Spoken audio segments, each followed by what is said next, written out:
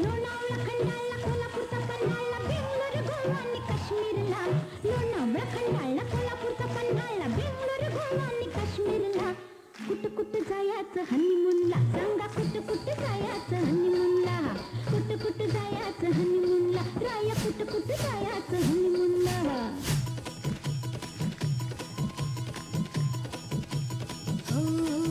चैत पुनवेची रात आज आणि या भरात धड धड काळ जात माझ्या माईना कधी कवा कुठं कसं जीव झाला येडा पिसा त्याचा नाही भरवसा तोर